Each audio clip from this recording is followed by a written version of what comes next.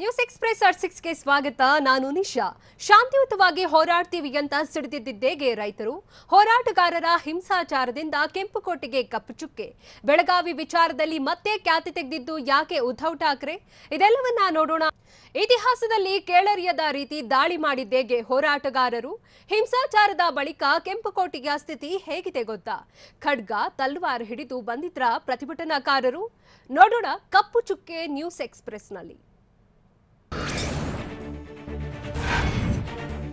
ನಿನ್ನೆ ಕೆಂಪುಕೋಟೆಯಲ್ಲಿ ಉದ್ರಿಕ್ತರು ನಡೆಸಿದ ಆಟಾಟೋಪಕ್ಕೆ ಐತಿಹಾಸಿಕ ಕೆಂಪುಕೋಟೆ ನರಳಿತ್ತು. ಕೆಂಪುಕೋಟೆಯೊಳಗೆ ನುಗ್ಗಿದ್ದ ಪ್ರತಿಭಟನಾಕಾರರು ಅಟ್ಟಹಾಸ ಮೆರೆದಿದ್ರು. ಹೆಚ್ಚೆಚ್ಚೆಗೂ ಉದ್ದಟತನದ ಸಾಕ್ಷ್ಯಗಳು ಕಣ್ಣಿಗೆ ರಾಚುತ್ತಿವೆ. ಕೆಂಪುಕೋಟೆಯಲ್ಲಿ ಈ ಹಿಂದೆಂದೂ ಕಂಡು ಕೇಳರಿಯದ ಘಟನೆ ನಡೆದಿದ್ದು ಕೆಂಪುಕೋಟೆಗೆ ಭಾರೀ ಪ್ರಮಾಣದಲ್ಲಿ ಹಾನಿಯುಂಟಾಗಿದೆ. ಟ್ರ್ಯಾಕ್ಟರ್ ನೆಪದಲ್ಲಿ ದೆಹಲಿ ಕೆಂಪುಕೋಟೆಗೆ ಲಗ್ಗೆ ಇಟ್ಟಿದ್ದ ಹೋರಾಟಗಾರರು ಸಿಖ್ ಧ್ವಜ ಹಾರಿಸಿದಷ್ಟೇ ಅಲ್ಲ, ಕೆಂಪುಕೋಟೆಯೊಳಗೆ ಭಾರೀ ಹಾನಿಯುಂಟು ಮಾಡಿದ್ದಾರೆ. ಪ್ರತಿಭಟನಾಕಾರರು ಕೆಂಪುಕೋಟೆಯ ಆಸ್ತಿಪಾಸ್ತಿ ಹಾಳುಗಡವಿದ್ದಾರೆ. ಕೈಗೆ ಸಿಕ್ಕಿದ್ದನ್ನೆಲ್ಲ ಕುಟ್ಟಿ ಪುಡಿ ಮಾಡಿದ್ದು ಐತಿಹಾಸಿಕ ಕೆಂಪುಕೋಟೆಯೊಳಗಿನ ಗಾಜುಗಳು ಪೀಸ್ ಆಗಿವೆ. ಕುರ್ಚಿ ಪೀಠೋಪಕರಣಗಳನ್ನು ಧ್ವಂಸ ಮಾಡಿದ್ದಾರೆ. ಕೆಂಪುಕೋಟೆಯೊಳಗಿರೋ ಕಚೇರಿಗಳಿಗೂ ಭಾರೀ ಹಾನಿಯಾಗಿದೆ. ಕೆಂಪುಕೋಟೆ ಆವರಣದಲ್ಲಿ ಭದ್ರತಾ ವಾಹನಗಳು ಪುಡಿಯಾಗಿದ್ದು ಭದ್ರತಾ ವಾಹನಗಳನ್ನು ಮಗುಚಿ ಹಾಕಿದ್ದಾರೆ. ಕೆಂಪುಕೋಟೆಗೆ ಲಗ್ಗೆ ಇಟ್ಟ ಪ್ರತಿಭಟನಾಕಾರರು ಕೈಯಲ್ಲಿ ಕೇವಲ ಕೋಲುಗಳನ್ನ ಹಿಡಿದು ಬಂದಿರಲಿಲ್ಲ. ಉದ್ರಿಕ್ತರ ರೌದ್ರಾವತಾರ ಎಷ್ಟಿತ್ತು ಅನ್ನೋದನ್ನ ಹಲ್ಲೆಗೊಳಗಾದ ಪೊಲೀಸ್ ಇನ್ಸ್ಪೆಕ್ಟರ್ ಬಿಚ್ಚಿಟ್ಟಿದ್ದಾರೆ. ತಲ್ವಾರ್, ಖಡ್ಗ, ಕೋಲುಗಳನ್ನು ಹಿಡಿದುಕೊಂಡು ಬಂದಿದ್ರು. ಉದ್ರಿಕ್ತರು ನನ್ನ ತಲೆಗೆ ಹೊಡೆದಾಗ ಹೆಲ್ಮೆಟ್ ಒಡೆದೇ ಹೋಯಿತು ಅಂತ ಹಲ್ಲೆಗೊಳಗಾದ Delhi police inspector PC Yadav ಹೇಳಿದ್ದಾರೆ. ಕೆಂಪುಕೋಟೆಗೆ ನುಗ್ಗಿ ಪ್ರತಿಭಟನೆ ಮಾಡುತ್ತಿದ್ದ ಹಲವರ ಕೈಯಲ್ಲಿ ಶಸ್ತ್ರಾಸ್ತ್ರಗಳು ಇದ್ದವು ಅಂತ ಹಲ್ಲೆಗೊಳಗಾದ Delhi police inspector PC Yadav ಹೇಳಿದ್ದಾರೆ. ಕೆಂಪುಕೋಟೆಯಲ್ಲಿ ಕರ್ತವ್ಯ ನಿರ್ವಹಿಸುತ್ತಿದ್ದಾಗ ಪ್ರತಿಭಟನಾಕಾರರನ್ನು ಚದುರಿಸಲು ತೆರಳಿದೆ. ಆಗ ಸಿಟ್ಟಿಗೆದ್ದ ಪ್ರತಿಭಟನಾಕಾರರು ನಮ್ಮ ಮೇಲೆಯೇ ಹಲ್ಲೆ ಮಾಡಿದ್ರು. ಹಿಂಸಾಚಾರದ ವೇಳೆ ಹಲವು ಮಂದಿ ಪೊಲೀಸರಿಗೆ ಗಂಭೀರ ಗಾಯಗಳಾಗಿವೆ ಅಂತ ಯಾದವ್ ಹೇಳಿದ್ದಾರೆ. ನಿನ್ನೆ ಕೆಂಪುಕೋಟೆಯಲ್ಲಿ ಹೋರಾಟಗಾರರು ನಡೆಸಿದ ಕೃತ್ಯದಿಂದಾಗಿ ರೈತರ ಹೋರಾಟಕ್ಕೆ ಹಿನ್ನಡೆಯಾದಂತಾಗಿದೆ. ಹೀಗಾಗಿ ಫೆಬ್ರವರಿ 1ರಂದು ಪಾರ್ಲಿಮೆಂಟ್ ಚಲೋಗೆ ನಡೆಸಲು ಉದ್ದೇಶಿಸಿದ್ದ ರೈತರ ಪ್ರತಿಭಟನೆ ವಾಪಸ್ ಪಡೆಯುವ ಸಾಧ್ಯತೆ ಇದೆ. ಬಜೆಟ್ ಅಧಿವೇಶನದಂದು ಪ್ರತಿಭಟನೆಗೆ ರೈತ ಸಂಘಟನೆಗಳು ನಿರ್ಧರಿಸಿದ್ದವು. ಕ್ರಾಂತಿಕಾರಿ ಕಿಸಾನ್ ಯೂನಿಯನ್ನಿಂದ ಪ್ರತಿಭಟನೆಗೆ ಪ್ಲಾನ್ ಮಾಡಲಾಗಿತ್ತು. ಆದರೆ ನಿನ್ನೆ ಗಲಭೆ ಹಿನ್ನೆಲೆ ಪ್ರತಿಭಟನೆ ವಾಪಸ್ ಪಡೆಯುವ ಸಾಧ್ಯತೆ ಇದ್ದು ಬಜೆಟ್ ಅಧಿವೇಶನದಂದು ಪ್ರತಿಭಟನೆ ನಡೆಸದಿರಲು ನಿರ್ಧರಿಸುವ ಸಾಧ್ಯತೆ ಇದೆ. ದೆಹಲಿಯ ಕೆಂಪುಕೋಟೆಯಲ್ಲಿ ನಿನ್ನೆ ನಡೆದ ಹಿಂಸಾಚಾರ ಕೇಸ್ನಲ್ಲಿ ಈವರೆಗೂ 200 ಜನರನ್ನ ಪೊಲೀಸರು ವಶಕ್ಕೆ ಪಡೆದುಕೊಂಡಿದ್ದಾರೆ. ಪ್ರತಿಭಟನಾಕಾರರು ನಡೆಸಿದ್ದ ಟ್ರ್ಯಾಕ್ಟರ್ ರ್ಯಾಲಿಯಲ್ಲಿ ಹಿಂಸಾಚಾರಕ್ಕೆ ಸಂಬಂಧಿಸಿದಂತೆ ಕೆಲವರ ಜೊತೆ ಸಂಬಂಧ ಹೊಂದಿದ್ದರಿಂದ ವಶಕ್ಕೆ ಪಡೆಯಲಾಗಿತ್ತು. ಅವರನ್ನ ಸದ್ಯದಲ್ಲೇ ಬಂಧಿಸಲಾಗುತ್ತೆ ಅಂತ ದೆಹಲಿ ಪೊಲೀಸರು ಹೇಳಿದ್ದಾರೆ.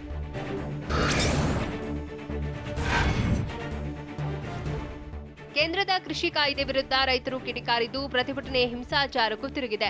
ಇದರಿಂದ ಕೃಷಿ ಕಾಯ್ದೆಯನ್ನ ವಾಪಸ್ ಪಡೆಯಿರಿ ಅಂತ ಪ್ರಧಾನಿ ಮೋದಿಗೆ ಕಾಂಗ್ರೆಸ್ ನಾಯಕ ರಾಹುಲ್ ಗಾಂಧಿ ಹೇಳಿದ್ದಾರೆ. ವಿನಮ್ರತೆಯಿಂದ ಜಗತ್ತನ್ನೇ ಗೆಲ್ಲಬಹುದು ಅಂತ ಮಹಾತ್ಮ ಗಾಂಧಿ ಹೇಳಿದ್ದಾರೆ ಎಂದು ಉಲ್ಲೇಖಿಸಿರುವ ರಾಹುಲ್, ನಿಮ್ಮನ್ನ ಮತ್ತೊಮ್ಮೆ ಕೇಳಿಕೊಳ್ತೇನೆ, ನೀವು ಕೃಷಿ ಮಸೂದೆಯನ್ನು ವಾಪಸ್ ಪಡೆಯಿರಿ ಅಂತ ಟ್ವೀಟ್ ಮಾಡಿದ್ದಾರೆ.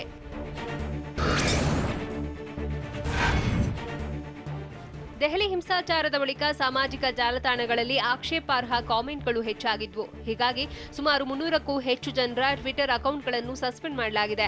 ಟ್ರ್ಯಾಕ್ಟರ್ ರ್ಯಾಲಿ ಬಗ್ಗೆ ವಿವಾದಕ್ಕೆ ಎಡೆಮಾಡಿಕೊಡುವ ಹಾಗೂ ಪ್ರಚೋದನೆಗೆ ಕಾರಣವಾಗಿದ್ದ ಟ್ವಿಟರ್ ಖಾತೆಗಳನ್ನು ತಾತ್ಕಾಲಿಕವಾಗಿ ಬ್ಲಾಕ್ ಮಾಡಿರುವುದಾಗಿ ಟ್ವಿಟರ್ ವಕ್ತಾರ ಹೇಳಿದ್ದಾರೆ. ದೆಹಲಿಯ ಐತಿಹಾಸಿಕ ಸ್ಥಳ ಕೆಂಪುಕೋಟೆಯಲ್ಲಿ ಹಿಂಸಾಚಾರ ನಡೆಯಲು ಕೇಂದ್ರ ಸರ್ಕಾರವೇ ಕಾರಣ ಅಂತ ಸಮಾಜವಾದಿ ನಾಯಕ ಅಖಿಲೇಶ್ ಯಾದವ್ ಆರೋಪಿಸಿದ್ದಾರೆ. ಲಖನೌನಲ್ಲಿ ಮಾತನಾಡಿದ ಅಖಿಲೇಶ್, ರೈತರು ವಿರೋಧಿಸಿದ್ದ ಕೃಷಿ ಕಾಯ್ದೆಯನ್ನ ಸರ್ಕಾರ ತಕ್ಷಣವೇ ಹಿಂಪಡೆದಿದ್ದರೆ ರೈತರು ಈ ಪ್ರಮಾಣದಲ್ಲಿ ರೊಚ್ಚಿಗೇಳ್ತಿರಲಿಲ್ಲ ಅಂತ ಸಮಾಜವಾದಿ ಮುಖ್ಯಸ್ಥ ಅಖಿಲೇಶ್ ಯಾದವ್ ಹೇಳಿದ್ದಾರೆ.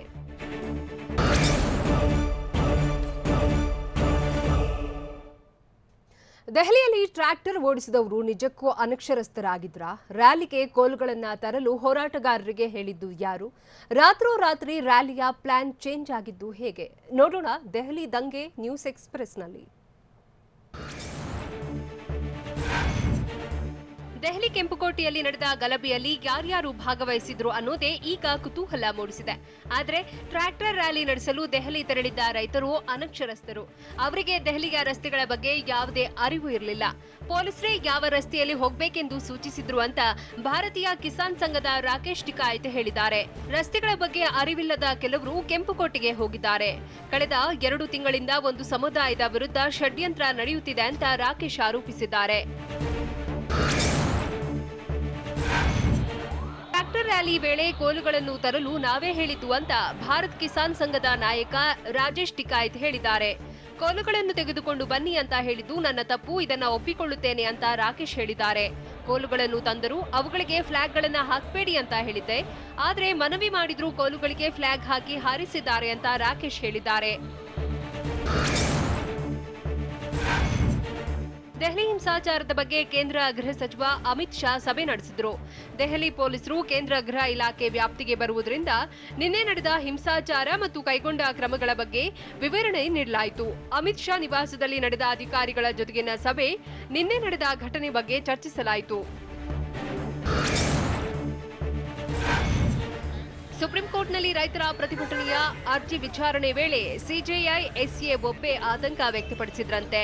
ಗಣರಾಜ್ಯೋತ್ಸವದಂದು ಪ್ರತಿಭಟನಾಕಾರರಿಗೆ ಟ್ರ್ಯಾಕ್ಟರ್ ಮೆರವಣಿಗೆಗೆ ಅವಕಾಶ ನೀಡಿದರೆ ಹಿಂಸಾಚಾರ ಸಂಭವಿಸಬಹುದೆಂದು ಸಿಜೆಐ ಎಸ್ಎ ಬೊಬ್ಬೆ ಆತಂಕ ವ್ಯಕ್ತಪಡಿಸಿದ್ರು. ಜನವರಿ 20ರಂದು ನ್ಯಾಯಮೂರ್ತಿ ಬೊಬ್ಬೆ ನೇತೃತ್ವದ ನ್ಯಾಯಪೀಠವು ಸಂಶಯ ವ್ಯಕ್ತಪಡಿಸಿತ್ತು. ಈ ವೇಳೆ ಸಿಂಹುಗಡಿಯಲ್ಲಿ ಪ್ರತಿಭಟನೆ ನಡೆಸುತ್ತಿರುವ 40 ಒಕ್ಕೂಟಗಳಲ್ಲಿ 8 ಪ್ರತಿನಿಧಿಸಿದ್ದ ವಕೀಲ ಪ್ರಶಾಂತ್ ಭೂಷಣ್ ಟ್ರ್ಯಾಕ್ಟರ್ ರ್ಯಾಲಿ ಕೇವಲ ಔಟರ್ ರಿಂಗ್ ರೋಡ್ನಲ್ಲಿ ಮಾತ್ರ ನಡೆಯಲಿದೆ, ನಾವು ಶಾಂತಿ ಭಂಗ ಮಾಡಲ್ಲ ಅಂತ ಹೇಳಿದ್ರು ಎನ್ನಲಾಗಿದೆ.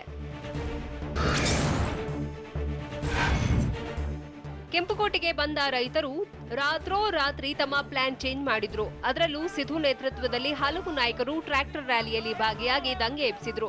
ಈ ಮೊದಲು ಅವರ್ ರೂಟ್ ರಿಂಗ್ ರೋಡ್ ಅಂತ ಘೋಷಣೆ ಕೂಗ್ತಿದ್ರು. ಆದರೆ ಬಳಿಕ ಸಂಜೆ 6 ಗಂಟೆಯಿಂದ ಮಧ್ಯರಾತ್ರಿ ವೇಳೆ ಯುವಕರ ಗುಂಪೊಂದು ಒಂದೆಡೆ ಸೇರಿ ರಿಂಗ್ ರೋಡ್ ಬಿಟ್ಟು ಒಳ ಸೇರಿದ್ದಾರೆ. ಇದು ರಾತ್ರೋರಾತ್ರಿ ಬದಲಾದ ಪ್ಲಾನ್ ಆಗಿದ್ದು, ಈ ದೃಶ್ಯ ಕೆಲ ಪಂಜಾಬಿ ಸ್ಥಳೀಯ ಚಾನೆಲ್ಗಳಲ್ಲೂ ಸೆರೆಯಾಗಿತ್ತು ಅಂತ ಹೇಳಲಾಗ್ತಿದೆ. ಕೆಂಪುಕೋಟೆಯಲ್ಲಿ ಸಿಖ್ ಧರ್ಮ ಧ್ವಜ ಹಾರಿಸಿದ ಪ್ರಕರಣದಲ್ಲಿ ಕ್ಷಣಕ್ಕೊಂದು ಟ್ವಿಸ್ಟ್ ಪಡೆದುಕೊಳ್ಳುತ್ತಿದ್ದು, ಧ್ವಜ ಹಾರಿಸಿದ್ದರ ನೇತೃತ್ವ ವಹಿಸಿದ್ದು ಪಂಜಾಬ್ ಚಿತ್ರನಟ ದೀಪ್ ಸಿಧು. ಈತ ಬಿಜೆಪಿ ಕಾರ್ಯಕರ್ತನಾಗಿದ್ದು ಸಂಸದ ಸನ್ನಿ ಡಿಯೋಲ್ ಬೆಂಬಲಿಗನಾಗಿದ್ದಾನೆ. ಲೋಕಸಭಾ ಚುನಾವಣೆಯಲ್ಲಿ ಬಿಜೆಪಿ ಮತ್ತು ಸನ್ನಿ ಡಿಯೋಲ್ ಪರ ಪ್ರಚಾರ ಮಾಡಿದ್ದ. ಪ್ರಧಾನಿ ನರೇಂದ್ರ ಮೋದಿ ಮತ್ತು ಗೃಹ ಸಚಿವ ಅಮಿತ್ ಶಾ ಜೊತೆಗೂ ಈತ ಫೋಟೋ ತೆಗೆಸಿಕೊಂಡಿದ್ದಾನೆ. ಸದ್ಯ ಈತನ ಈ ಫೋಟೋ ವೈರಲ್ ಆಗ್ತಿದೆ.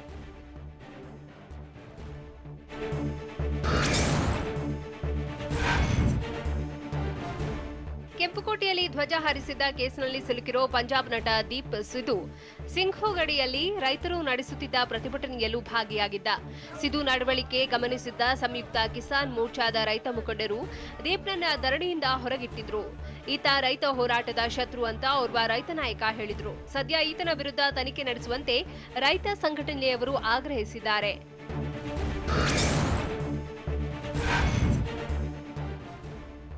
ದೆಹಲಿಯ ಕೆಂಪುಕೋಟೆಯಲ್ಲಿ ನಡೆದ ದಂಗೆ ಬಳಿಕವೂ ರಾಷ್ಟ್ರ ರಾಜಧಾನಿ ಬೂದಿ ಮುಚ್ಚಿದ ಕೆಂಡದಂತಾಗಿದೆ. ಗಲಭೆ ಬಳಿಕ ದೆಹಲಿ ಹೃದಯ ಭಾಗದ ಎಂಟ್ರಿಗೆ ಅವಕಾಶ ನೀಡಿಲ್ಲ.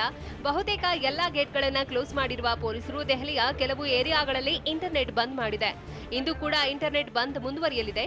ಕೆಲವೆಡೆ ಇಂಟರ್ನೆಟ್ ಸೇವೆ ನೀಡಿದ್ರೂ ಜಿಬಿ ಪ್ರಮಾಣ ಕಡಿಮೆಗೊಳಿಸಲಾಗಿದೆ. ಬಸ್ಗಳ ಮೂಲಕ ಮುಖ್ಯ ರಸ್ತೆಗಳನ್ನು ಬಂದ್ ಮಾಡಲಾಗಿದೆ.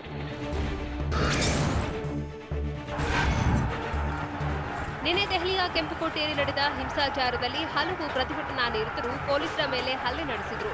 ಇದರಿಂದ ಕರ್ತವ್ಯ ನಿರತ ಪೊಲೀಸ್ ಸಿಬ್ಬಂದಿ ಗಾಯಗೊಂಡು ಆಸ್ಪತ್ರೆ ಸೇರಿದ್ದಾರೆ.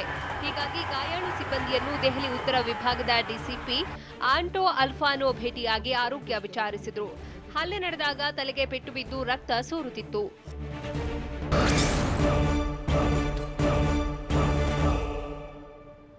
ದೆಹಲಿಯಲ್ಲಿ ನಡೆದ ದಂಗೆಯಲ್ಲಿನ ಹೋರಾಟಗಾರರ ವಿಡಿಯೋ ರಿಲೀಸ್ ಮಾಡಿದ ಖಾಕಿ ಪ್ರತಿಭಟನೆ ನೆಪದಲ್ಲಿ ನಡೆಸಿದ ಹಿಂಸಾಚಾರದ ಕೃತ್ಯ ಕ್ಯಾಮೆರಾದಲ್ಲಿ ಸೆರೆ. ಅಷ್ಟಕ್ಕೂ ಎಷ್ಟು ರೈತ ನಾಯಕರ ವಿರುದ್ಧ ಪೊಲೀಸರು ಎಫ್ಐಆರ್ ದಾಖಲಿಸಿದ್ದಾರೆ ಗೊತ್ತಾ? ನೋಡೋಣ ಕೆಂಪುಕೋಟೆ ಕಿಚ್ಚು ನ್ಯೂಸ್ ಎಕ್ಸ್‌ಪ್ರೆಸ್‌ನಲ್ಲಿ.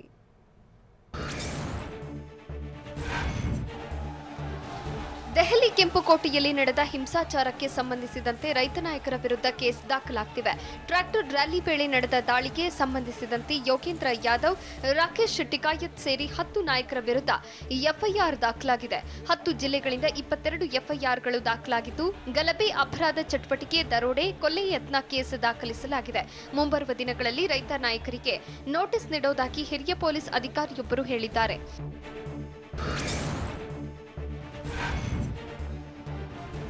ದೆಹಲಿ ದಂಗೆಯಲ್ಲಿ ಹೋರಾಡುವ ಹೆಸರಿನಲ್ಲಿ ಪ್ರತಿಭಟನಾಕಾರರು ಹಿಂಸಾತ್ಮಕವಾಗಿ ನಡೆದುಕೊಂಡಿದ್ದಾರೆ. ಈ ಬಗ್ಗೆ ದೆಹಲಿ ಪೊಲೀಸರು ಒಂದೊಂದೇ ವಿಡಿಯೋಗಳನ್ನು ರಿಲೀಸ್ ಮಾಡುತ್ತಿದ್ದು, ಪೊಲೀಸ್ ವಾಹನಗಳ ಮೇಲೆ ಪ್ರತಿಭಟನಾಕಾರರು ಬುದ್ಧಿ ದಾಂಧಲೆ ನಡೆಸಿದ್ದಾರೆ. ಟ್ರ್ಯಾಕ್ಟರ್ ಮೂಲಕ ಪೊಲೀಸರ ವಾಹನಗಳಿಗೆ ಡಿಕ್ಕಿ ಹೊಡೆದಿದ್ದು ಜಖಂ ಮಾಡಿದ್ದಾರೆ. ಪ್ರತ್ಯೇಕ ಸ್ಥಳಗಳಲ್ಲಿ ಪೊಲೀಸ್ ವಾಹನಗಳ ಮೇಲೆ ದಾಳಿ ನಡೆಸಿರುವ ವಿಡಿಯೋಗಳಲ್ಲಿ ಹೋರಾಟಗಾರರ ಆಕ್ರೋಶದ ಜ್ವಾಲೆ ಅನಾವರಣಗೊಂಡಿದೆ.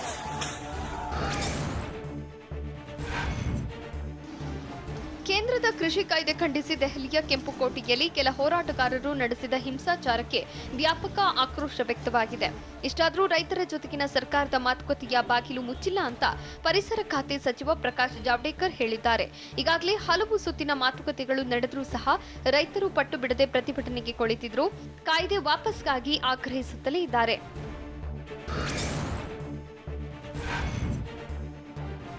ಕೆಂಪುಕೋಟೆಯಲ್ಲಿ ಧ್ವಜ ಹಾರಿಸಿದ ಕೇಸ್ನಲ್ಲಿ ಸಿಲುಕಿರೋ ದೀಪ್ ಸಿಧು ಈ ಹಿಂದಿನಿಂದಲೂ ಭಿಂದ್ರನ್ವಾಲೆ ಹೇಳಿಕೆಗೆ ಪ್ರಚಾರ ಮಾಡುತ್ತಿದ್ದ. ಜನರಲ್ ಸಿಂಗ್ ಭಿಂದ್ರನ್ವಾಲೆ ಖಲಿಸ್ತಾನಿ ಪ್ರತಿಪಾದಕನಾಗಿದ್ದ. ಹೀಗಾಗಿ ಸಿಂಘು ಗಡಿಯಲ್ಲಿ ಭಾಷಣದ ವೇಳೆ ಭಿಂದ್ರನ್ವಾಲೆ ಹೇಳಿಕೆಗಳನ್ನ ದೀಪ್ ಸಿಧು ಪ್ರಸ್ತಾಪ ಮಾಡಿದ್ದ. ನಿನ್ನೆ ಕೆಂಪುಕೋಟೆಯಲ್ಲಿ ಧ್ವಜ ಹಾರಿಸುವ ಮುನ್ನವೂ ಭಿಂದ್ರನ್ವಾಲೆ ಹೇಳಿಕೆ ಪ್ರಸ್ತಾಪಿಸಿ ರೈತರಿಗೆ ಪ್ರಚೋದಿಸಿದಂತೆ. ನಟ ದೀಪ್ ಸಿಧು ವಿರುದ್ಧ ದೆಹಲಿ ಪೊಲೀಸರಿಂದ ಗಂಭೀರ ಆರೋಪ ಮಾಡಿದ್ದು, ಗ್ಯಾಂಗ್ಸ್ಟರ್ ಆಗಿದ್ದ ಸಮಾಜ ಸೇವಕ ಸಿಧುನ ಕೈವಾಡದ ಬಗ್ಗೆ ತನಿಖೆ ನಡೆಸುತ್ತಿದೆ.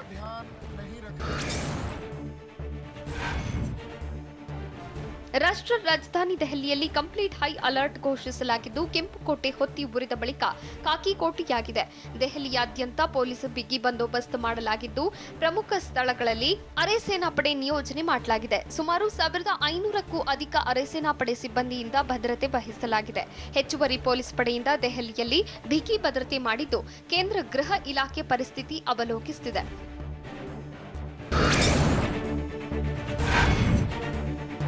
ಕೆಂಪುಕೋಟೆಯಲ್ಲಿ ನಡೆದ ಗಲಾಟೆಯಲ್ಲಿ ಪಾಲ್ಗೊಂಡು ಧ್ವಜ ಹಾರಿಸಿದ್ದವರು ಅದಕ್ಕೆ ತಕ್ಕ ಬೆಲೆ ತರಬೇಕಾಗುತ್ತೆ ಅಂತ ಭಾರತ ಕಿಸಾನ್ ಸಂಘ ಹೇಳಿದೆ. ಸಂಘದ ನಾಯಕ ರಾಕೇಶ್ ಮಾತನಾಡಿ, ಕಳೆದ 2 ತಿಂಗಳಿಂದ ನಾವು ದೆಹಲಿ ಗಡಿಯಲ್ಲಿ ಹೋರಾಟ ಮಾಡ್ತಿದ್ದೇವೆ. ಇದು ಸಿಖ್ಖರ ಹೋರಾಟವಲ್ಲ, ರೈತರ ಹೋರಾಟ ಅಂತ ರಾಕೇಶ್ ಟಿಕಾಯತ್ ಹೇಳಿದ್ದಾರೆ.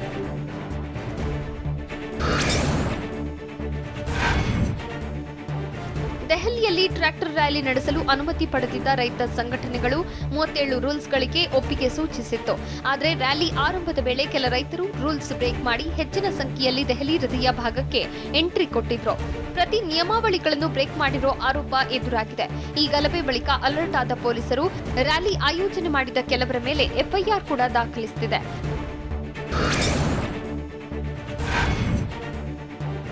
ಕೆಂಪುಕೋಟೆ ಗಲಭೆ ಬಳಿ ಗಾಜಿಪುರ ಮಂಡಿ ಮತ್ತು ರಾಷ್ಟ್ರೀಯ ಹೆದ್ದಾರಿ 9 ಹಾಗೂ ರಾಷ್ಟ್ರೀಯ ಹೆದ್ದಾರಿ 24ರ ಸಂಚಾರವನ್ನು ಬಂದ್ ಮಾಡಲಾಗಿದೆ. ದಂಗೆ ಬಳಿಕ ಹೆಚ್ಚಿನ ವಾಹನ ಓಡಾಟಕ್ಕೆ ಅಡ್ಡಿಯಾಗಿ ಟ್ರಾಫಿಕ್ ಕಿರಿಕಿರಿಯಾಗಿತ್ತು. ಹೀಗಾಗಿ ದೆಹಲಿಯಿಂದ ಗಾಜಿಯಾಬಾದ್ಗೆ ತೆರಳುವ ಶಾಧಾರ, ಕರ್ಕರಿ ಮೋರ್ ಮತ್ತು ಡಿಎನ್ಡಿ ಮಾರ್ಗವಾಗಿ ತೆರಳುವಂತೆ ದೆಹಲಿ ಸಂಚಾರ ಪೊಲೀಸ್ ಮನವಿ ಮಾಡಿದೆ.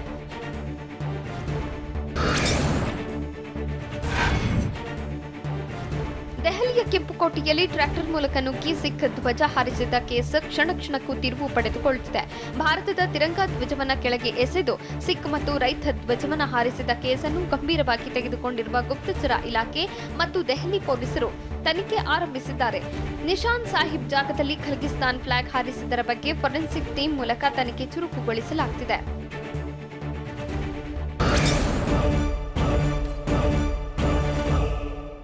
ಬೆಳಗಾವಿ ವಿಚಾರದಲ್ಲಿ ಮತ್ತೆ ಖ್ಯಾತಿ ತೆಗೆದು ಉದ್ದಟತನ ಪ್ರದರ್ಶಿಸಿದ್ದೇಕೆ ಮಹಾ ಸಿಎಂ?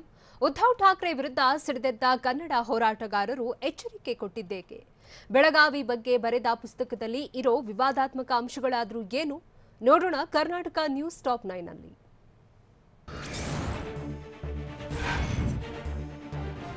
ಮಹಾರಾಷ್ಟ್ರ ಸಿಎಂ ಉದ್ಧವ್ ಠಾಕ್ರೆಯಿಂದ ಮತ್ತೆ ಉದ್ದಟತನ ಪ್ರದರ್ಶಿಸಿದ್ದು ಬೆಳಗಾವಿಯನ್ನ ಮಹಾರಾಷ್ಟ್ರಕ್ಕೆ ಸೇರಿಸಿಯೇ ತೀರ್ತೇವೆ ಅಂತ ಹೇಳಿದ್ದಾರೆ. ಮರಾಠ ಭಾಷಿಕರ ಪ್ರದೇಶವನ್ನ ಮಹಾರಾಷ್ಟ್ರಕ್ಕೆ ಸೇರಿಸ್ತೇನೆ, ಅಲ್ಲಿವರೆಗೂ ನಾನು ಸುಮ್ಮನೆ ಕೂರೋದಿಲ್ಲವೆಂದು ಹೇಳಿದ್ದಾರೆ. ಪುಸ್ತಕ ಬಿಡುಗಡೆ ಕಾರ್ಯಕ್ರಮದಲ್ಲಿ ಮಾತನಾಡಿದ ಉದ್ಧವ್ ಠಾಕ್ರೆ ಬೆಳಗಾವಿ ಎಂದು ಮರುನಾಮಕರಣ ಮಾಡಿದ್ದಾರೆ. ಬೆಳಗಾವಿಯಲ್ಲಿ ಸುವರ್ಣಸೌಧ ಕಟ್ಟಿಸಿ ಅಧಿವೇಶನ ನಡೆಸುತ್ತಿದ್ದಾರೆ. ಎರಡನೇ ರಾಜಧಾನಿ ಎಂದು ಘೋಷಿಸಿದ್ದು ನ್ಯಾಯಾಂಗ ನಿಂದನೆ ಅಲ್ವಾ? ಕರ್ನಾಟಕ ಸರ್ಕಾರ ಕಾನೂನು ಪಾಲನೆ ಮಾಡ್ತಿಲ್ಲವೆಂದು ಉದ್ಧವ್ ಠಾಕ್ರೆ ಆರೋಪಿಸಿದ್ದಾರೆ. ಬೆಳಗಾವಿ ಗಡಿ ವಿವಾದದ ಬೆಂಕಿಗೆ ಮಹಾರಾಷ್ಟ್ರ ಸರ್ಕಾರ ತುಪ್ಪ ಸುರಿದಿದೆ. ಗಡಿ ವಿವಾದ ಸಂಬಂಧ ಇಂದು ಉನ್ನತ ಮಟ್ಟದ ಸಭೆ ಕರೆದ ಮಹಾಸಿಎಂ ಉದ್ಧವ್ ಠಾಕ್ರೆ ಗಡಿಗೆ ಸಂಬಂಧಿಸಿದ ಪುಸ್ತಕವೊಂದನ್ನು ಬಿಡುಗಡೆ ಮಾಡಿದ್ದಾರೆ. ಸಂಘರ್ಷ ಅನಿ ಸಂಕಲ್ಪ ಹೆಸರಿನ ಮರಾಠಿ ಭಾಷೆಯ ಪುಸ್ತಕದಲ್ಲಿ 1956ರಿಂದ 2021ರವರೆಗೂ ನಡೆದ ಗಡಿ ಘಟನಾವಳಿಗಳ ವಿವರಣೆ ಇದೆ. ಕರ್ನಾಟಕ ಸರ್ಕಾರ ಮರಾಠಿಗರ ಮೇಲೆ ನಿರಂತರ ದೌರ್ಜನ್ಯವೆಸಗ್ತಿದೆ ಅಂತ ಪುಸ್ತಕದಲ್ಲಿ ಉಲ್ಲೇಖಿಸಲಾಗಿದೆ. ಹೀಗೆ ತನ್ನ ಮೂಗಿನ ನೇರಕ್ಕೆ ಮಹಾರಾಷ್ಟ್ರ ಸರ್ಕಾರ ಪುಸ್ತಕದಲ್ಲಿ ವಿವರಣೆ ನೀಡಲು ಯತ್ನಿಸಿದೆ. ಈ ಮೂಲಕ ಮುಗ್ಧ ಮರಾಠಿಗರ ದಾರಿ ತಪ್ಪಿಸಲು ಉದ್ಧವ್ ಠಾಕ್ರೆ ಯತ್ನಿಸಿದ್ದಾರೆ. ಗಡಿ ವಿವಾದದ ಬಗ್ಗೆ ಮಹಾರಾಷ್ಟ್ರ ಸರ್ಕಾರದಿಂದ ಪುಸ್ತಕ ಬಿಡುಗಡೆ ವಿಚಾರಕ್ಕೆ ಸಂಬಂಧಿಸಿದಂತೆ ಆಕ್ರೋಶ ಹೆಚ್ಚಾಗಿದೆ. ಕೇಸ್ ಸುಪ್ರೀಂ ಕೋರ್ಟ್ನಲ್ಲಿರುವಾಗ ಪುಸ್ತಕ ಬಿಡುಗಡೆ ನ್ಯಾಯಾಂಗ ನಿಂದನೆಯಾಗುತ್ತೆ ಅಂತ ಬೆಳಗಾವಿಯಲ್ಲಿ ಕನ್ನಡ ಪರ ಹೋರಾಟಗಾರ ಅಶೋಕ್ ಚಂದ್ರಕಿ ಹೇಳಿದ್ದಾರೆ. ಪುಸ್ತಕ ಬಿಡುಗಡೆಯಾಗ್ತಿದ್ದಂತೆ ಕರ್ನಾಟಕ ಸರ್ಕಾರ ಪುಸ್ತಕ ತರಿಸಿ ಪರಿಶೀಲನೆ ನಡೆಸಬೇಕು, ನಂತರ ಪುಸ್ತಕವನ್ನೇ ದಾಖಲಾಗಿಟ್ಟುಕೊಂಡು ನ್ಯಾಯಾಂಗ ನಿಂದನೆ ಕೇಸ್ ದಾಖಲಿಸಬೇಕು ಅಂತ ಒತ್ತಾಯಿಸಿದ್ದಾರೆ. ಬೆಳಗಾವಿಯಲ್ಲಿ ಎಂಇಎಸ್ ಪುಂಡರ ಗಲಾಟೆಗೆ ಆಕ್ರೋಶ ವ್ಯಕ್ತಪಡಿಸಿರುವ ಕನ್ನಡ ಪರ ಹೋರಾಟಗಾರ ವಾಟಾಳ್ ನಾಗರಾಜ್ ರಾಜ್ಯದಲ್ಲಿ ಎಂಇಎಸ್ ಸಂಪೂರ್ಣ ನಿಷೇಧಿಸಬೇಕು ಅಂತ ಆಗ್ರಹಿಸಿದ್ದಾರೆ. ನಾಳೆ ಬೆಂಗಳೂರಿನಲ್ಲಿ ಕನ್ನಡ ಪರ ಸಂಘಟನೆಗಳು ಸಭೆ ಸೇರ್ತಿದ್ದೇವೆ, ಎಂಇಎಸ್ ನಿಷೇಧ ಮಾಡದಿದ್ರೆ ರಾಜ್ಯದಾದ್ಯಂತ ಉಗ್ರ ಹೋರಾಟ ಮಾಡುವುದಾಗಿ ಎಚ್ಚರಿಕೆ ನೀಡಿದ್ರು. ಜನವರಿ 30ರಂದು ಎಂಇಎಸ್ ನಿಷೇಧ ಹಾಗೂ ಮರಾಠ ಪ್ರಾಧಿಕಾರ ರದ್ದತಿಗೆ ಆಗ್ರಹಿಸಿ ರಾಜ್ಯದ ಪ್ರತಿ ರೈಲ್ವೆ ನಿಲ್ದಾಣಗಳಲ್ಲಿ ಚಳವಳಿ ಹಾಗೂ ರೈಲ್ ಬಂದ್ ಕಾರ್ಯಕ್ರಮ ನಡೆಸುವುದಾಗಿ ಎಚ್ಚರಿಸಿದ್ರು.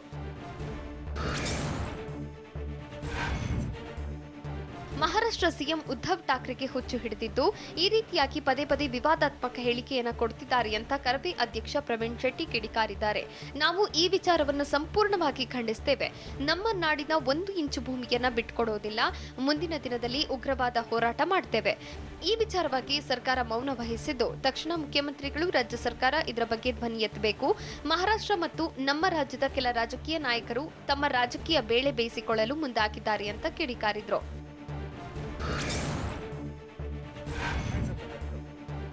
ಮಹಾರಾಷ್ಟ್ರ ಸಿಎಂ ಉದ್ಧವ್ ಠಾಕ್ರೆ ಪ್ರಚೋದನಾತ್ಮಕ ಹೇಳಿಕೆಗೆ ರಾಜಕೀಯ ನಾಯಕರು ಕೆಂಡ ಕಾರಿದ್ದಾರೆ. ಜನರನ್ನ ಪ್ರಚೋದನೆ ಮಾಡಿ ಅಧಿಕಾರಕ್ಕೆ ಬರುವುದು ಶಿವಸೇನೆಯ ಅಜೆಂಡಾ ಅಂತ ಬೆಳಗಾವಿ ಜಿಲ್ಲೆ ಉಸ್ತುವಾರಿ ಸಚಿವ ರಮೇಶ್ ಜಾರಕಿಹೊಳಿ ಹೇಳಿದ್ದಾರೆ. ಯಾವ ಅಭಿವೃದ್ಧಿ ಕಾರ್ಯ ಇಲ್ಲ, ಏನೂ ಇಲ್ಲ, ಶಿವಸೇನೆ ಜನಪ್ರಿಯತೆ ಕುಗ್ಗುತ್ತಿದೆ. ಗಡಿ ವಿವಾದದ ಇಶ್ಯೂ ಮಾಡಿ ಜನರ ಮನಸ್ಸು ಡೈವರ್ಟ್ ಮಾಡಲು ಯತ್ನಿಸಲಾಗುತ್ತಿದೆ. ಮಹಾರಾಷ್ಟ್ರ ಸಿಎಂ ಉದ್ಧವ್ ಠಾಕ್ರೆ ಎಲ್ಲ ಹಂತದಲ್ಲಿ ಫೇಲ್ ಆಗಿದ್ದಾರೆ. ಗಡಿ ವಿವಾದ ಇಶ್ಯೂ ಮಾಡಿ ಎಮೋಷನಲ್ ಬ್ಲಾಕ್ ಮೇಲ್ ಮಾಡ್ತಿದ್ದಾರೆ ಅಂತ ಕಿಡಿಕಾರಿದ್ರು.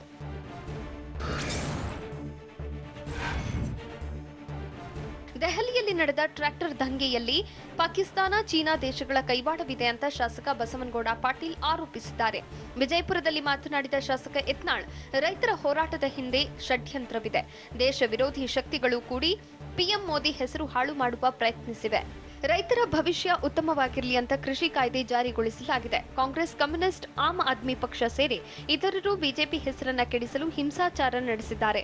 ರಾಷ್ಟ್ರ ಧ್ವಜ ಹಾರಿಸುವ ಸ್ಥಳದಲ್ಲಿ ಬೇರೆ ಬೇರೆ ಧ್ವಜ ಹಾರಿಸಿದವರ ವಿರುದ್ಧ ಸೂಕ್ತ ಕ್ರಮ ಕೈಗೊಳ್ಳಬೇಕು ಅಂತ ಶಾಸಕ ಯತ್ನಾಳ್ ಒತ್ತಾಯಿಸಿದ್ದಾರೆ.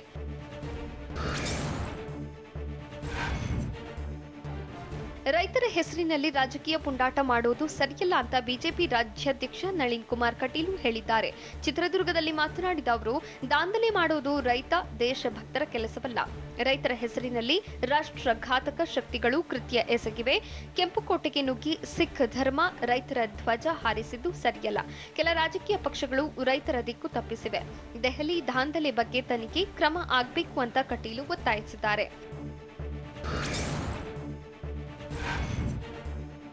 ಕಾಂಗ್ರೆಸ್ ಮತ್ತು ಕೆಲ ಪಕ್ಷಗಳ ಕುಮ್ಮಕ್ಕಿನಿಂದ ದೆಹಲಿಯಲ್ಲಿ ಹೋರಾಟ ನಡೆಸುತ್ತಿದೆ ಅಂತ ಸಚಿವ ಜಗದೀಶ್ ಶೆಟ್ಟರ್ ಆರೋಪಿಸಿದ್ದಾರೆ. ದಾವಣಗೆರೆಯಲ್ಲಿ ಮಾತನಾಡಿದ ಶೆಟ್ಟರ್, ಈಗಾಗಲೇ ಕೇಂದ್ರ ಸರ್ಕಾರ ಸ್ಪಷ್ಟಪಡಿಸಿದೆ, ಕೃಷಿ ಕಾಯ್ದೆ ಬಗ್ಗೆ ಸುಪ್ರೀಂ ಕೋರ್ಟ್ ತಜ್ಞರ ಸಮಿತಿ ನೇಮಿಸಿದೆ.